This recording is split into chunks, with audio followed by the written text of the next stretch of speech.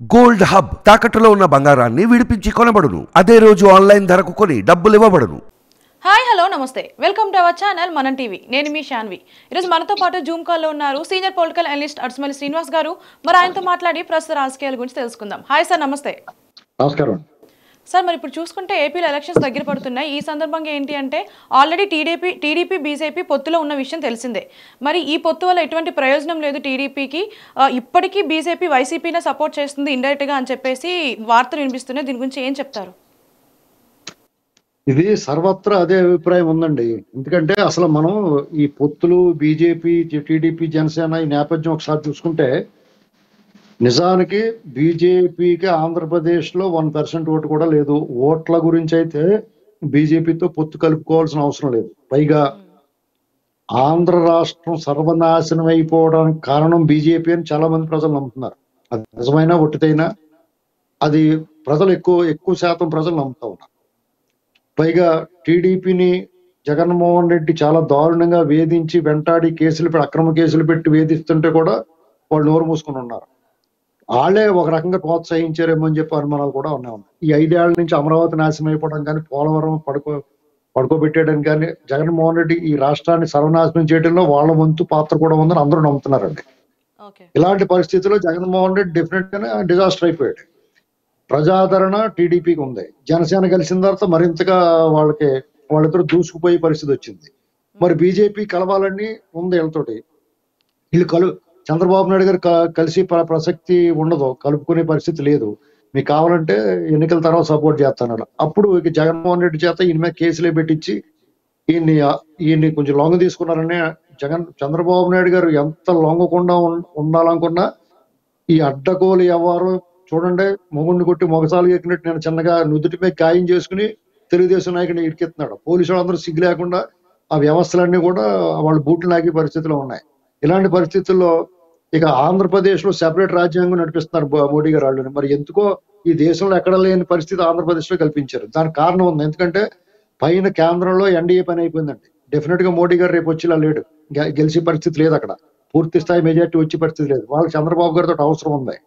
ఈయన్ని రమ్మని అడిగితే రాడు ఈయన. కాబట్టి బలవంతంగా ఆయన అంతటా ఆయనే వచ్చేలా ఈ గీసులు పెట్టి ఈ వేధింపులు, ఈ దుర్మార్గం, ఈ బూచోడిని అడ్డం పెట్టుకుని వాళ్ళు చంద్రబాబు నాయుడు గారు తప్పనిసరి పరిస్థితుల్లో బీజేపీతో పొత్తుకెళ్ళిలా చేసుకున్నారు. ఇది వాస్తవం.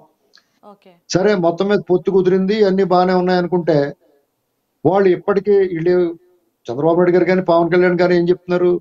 వాళ్ళతో రేపొద్దున అవసరం ఉంటుంది, రేపొద్దున నిధులు ఇస్తారు. ఏం బొచ్చేం ఉండదండి. వాళ్ళు ఏమి ఎవరు ఈ 10 ఏళ్ల నుంచి ఏం చేశారు? రాష్ట్రం నాశనం అయిపోతే నేను పట్టించుకున్నాడు. రేపొద్దున తల్లి కూడెట్టినట్టు పెంతలకు పట్టిచేరెడతాడు. రేపు వచ్చి మాత్రం ఏం పీకుతారు కానీ ఏం ఉండదు. కానీ ఎన్నికలు ఫ్రీ అండ్ ఫెయిర్ ఎలక్షన్ జరుగుతాయి. కనీసం న్యూట్రల్ గా ఉంటారు, వన్ సైడ్ లేకుండా, వాళ్ళ వైపు లేకుండా, అరాచకం వైపు లేకుండా వీళ్ళు ప్లాన్ చేసుకున్నారు.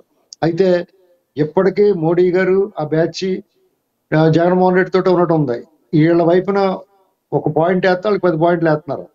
ఇప్పటి వరకు డీజీపీ కానీ, చీఫ్ సెక్రటరీ కానీ, విజయవాడ కమిషనర్ కానీ మార్చకపోవడం అనేటువంటిది, పోలీసు అధికారులు మార్చకపోవడం, అక్రమాలు, అన్యాయాలు, దుర్మార్గాలు చేసిన వాళ్ళు మార్చకపోవడం అనేటువంటిది వాళ్ళు చాలా బ్లండర్ మిస్టేక్. అంటే వాళ్ళు ఇంకా జగన్మోహన్ రెడ్డి వైపు ఉన్నారనేటువంటి ప్రజలందరూ నమ్ముతా ఉన్నారు. ఇంకో పక్కన ఉత్తరాయణ పాలనలో అమరావతి నమూనా వాటిలన్నిటిని ధ్వంసం చేశారు. అక్కడ తొండకులు వెళ్ళి ఆ పోలీసు అధికారులు ఏం పీకుతున్నారండి? సిగ్గు, శరం, మానం, మర్యాద ఏమైనా ఉందండి? వాళ్ళు అన్నం తింటున్నారా, గడ్డి తింటున్నారా? ఎంత దారుణం అండి. డెవలప్మెంట్ విషయంకి సంబంధించిన ఈ గ్యాలరీ ఏదైతే ఉందో దీన్ని ధ్వంసం చేశారా అంటున్నారు కదా, దీని వెనక ఎవరి హస్తం ఉందంటారు? ఖచ్చితంగా వైసీపీ ఆ కుట్రదారులు వాళ్ళేనండి. మీకు ఎవరికి అవసరం? ఆ రైతులు పోగొట్టుకోరు, టీడీపీ వాళ్ళు పోగొట్టుకోరు, వీళ్ళే కదా ఇలాంటి పనులన్నీ చేస్తూ ఉంటారు. వాళ్ళకి అమరావతి అన్న వాళ్ళు ఎలా ఏముండదు మానసిక. ఇప్పుడు సైకోలకి ఏముంటది మానసిక ఆనందం? ఒకటి పీకోసేస్తుంటే ఆ రక్తం కారుతుంటే వాళ్ళకి ఆనందంగా చూస్తారు. అదే పరిస్థితి వాళ్ళది. ఎందుకంటే వాళ్ళకి విధ్వంసం అనేటువంటిది వాళ్ళకి అభ్యాసం అయిపోయింది. ఆ ప్రజావేది కూల్చాడు, ఎవరికి ఉపయోగం ఉండదు? కూల్చాడు, ఏ ఆనందం వచ్చింది? ఆ రబ్బిష్ అంతా అలా పెట్టాడు. ఇలాంటి పరిస్థితుల్లో ఎన్నికలు సక్రమంగా జరుగుతాయని ఎవడన్నా నమ్ముతాడా?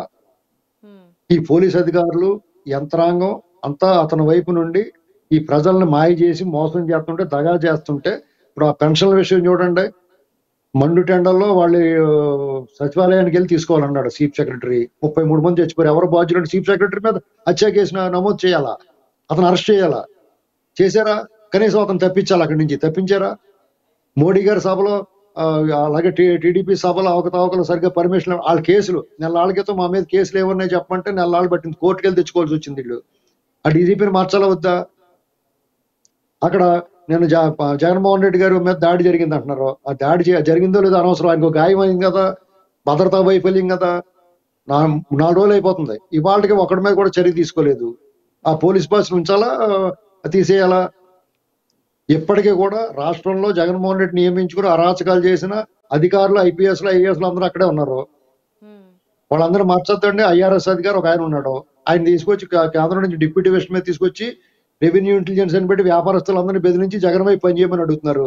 అతను వెనక్కి పంపించమంటే 10 రోజులైనా ఫైల్ పక్కన పెట్టేసారు, పంపించలేదు. చీఫ్ సెక్రటరీని ఎందుకు ఇచ్చాడు? ఇంకా చీఫ్ ఎలక్షన్ కమిషనర్ గారు స్టేట్ ఎలక్షన్ కమిషన్, ఈ స్టేట్ ఎలక్షన్ కమిషన్ కూడా ఈ గతంలో ఎక్సైజ్ కమిషనర్ గా చేసాడు. అప్పట్లో కింద మొన్న మధ్య 6 నెలల క్రితం కింద స్థాయి సిబ్బందిని ఆ సిఐడి వాళ్ళు వెళ్ళి తనిఖీలు చేసి వాళ్ళని ఒక గ్రిప్ లో పెట్టుకున్నారు. ఏదైనా తేడా వస్తే కేసు నమోదు చేస్తా ఉన్నాడు, ఆయన బ్లాక్మెయిల్ చేస్తున్నట్టుగా ఉంది. ఆయన కూడా ఏం మాట్లాడతలేదు. ఇక బీజేపీతో పొత్తు పెట్టుకుని ఏంటంటే ఉపయోగం వీళ్ళకి?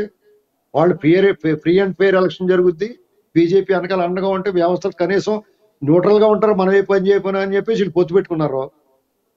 ఎక్కడ ఏ రకమైన ఉపకారం కనపడకపో ఫిర్యాదుల మీద ఫిర్యాదులు ఇచ్చినా కానీ ఎవడో స్పందించకపోతుంటే రేపు పొద్దున ఓట్లు ట్రాన్స్ఫర్ జరుగుతా, బీజేపీకి ఓట్లు వేస్తారా, టీడీపీ కేడర్ కానీ ప్రజలు కానీ ఆగ్రహంతో రగిలిపోతా ఉన్నారు. ఇక్కడ గమనించాల్సింది ఏంటంటే బీజేపీ తరఫున పోటీ చేస్తున్న వాళ్ళు ఆలోచించుకోవాలా. వాళ్ళు రూపాయి ఖర్చు పెడితే రూపాయి బొక్క అయిపోతుంది ఇప్పుడు. ఎందుకంటే రేపు ఇవాళ నుంచి నామినేషన్లు స్టార్ట్ అయినాయి. నామినేషన్లు ముగిసి లోపల బీజేపీతో పొత్తు తూచి అయిపోయింది అనుకోండి, వీళ్ళందరూ ఏమైపోతారు? పైగా చంద్రబాబు నాయుడు గారిని 17 సీట్లకు పరిమితం చేయాలనేటువంటి కుట్రలో భాగంగా 6 సీట్లు తీసుకున్నారు. వాళ్ళ మొఖాలకు 6 సీట్లు అవసరం అండి? బీజేపీ వాళ్ళకి ఇక్కడ ఏముందని చెప్పేసి 6 సీట్లు తీసుకుంటారు వాళ్ళు. రెండు పార్లమెంట్ ఎక్కువ, వాళ్ళకి 4 అసెంబ్లీ ఎక్కువ. అయినా సరే 10, 11 అసెంబ్లీ 6 పార్లమెంట్ తీసేసుకుంటే దాని ఉద్దేశం ఏంటి? జగన్మోహన్ రెడ్డి గిఫ్ట్ ఇద్దామనే కదా. వాళ్ళు నరసాపురంలో సిట్టింగ్ ఎంపీని కాదని ఎవరినో ఆర్ఎస్ఎస్ ఆఫీసులో దుప్పట్లు పరుచుకుని కూడా సీట్ ఇచ్చారంటే దాని అర్థం ఏంటి? కాబట్టి బీజేపీ మీద కొంత మాలాటి వాళ్ళు సరే ఏదో పడుతున్నారు, వాళ్ళు ఏమవుద్దో చూద్దాం, ఫ్రీ అండ్ ఫెయిర్ ఎలక్షన్ అవుద్దేమో అని చూద్దాం. పార్టీ వాళ్ళు అలాగే స్పందించలేదు, మేము స్పందిస్తాం గ్యారంటీగా.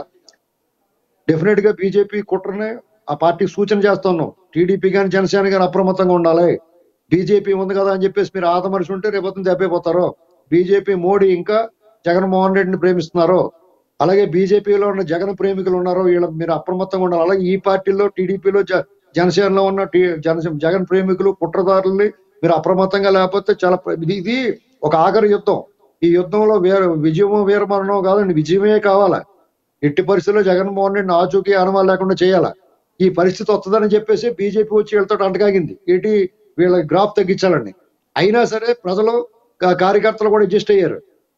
వీళ్ళు ఇలా అడ్జస్ట్ అయిపోయారని చెప్పేసి వీళ్ళు ఇంకా దెబ్బతీయడానికి ఈ రకమైన ప్రయోగం చేస్తున్నారు. బీజేపీ పట్ల అప్రమత్తంగా లేకపోతే డేంజరు.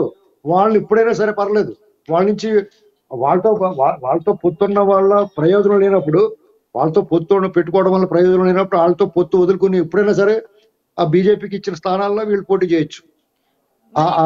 ఆ పని మీద ఉంటే మంచిది. మరి మీరు ఏదైతే చెప్తున్నారో ఈ కుట్ర అనేది పవన్ కళ్యాణ్ గారికి, చంద్రబాబు నాయుడు గారికి తెలియకుండా ఉంటుంది అంటారా? ఏం చేస్తారండి పాపం వాళ్ళు? బ్లాక్మెయిలింగ్ అండి.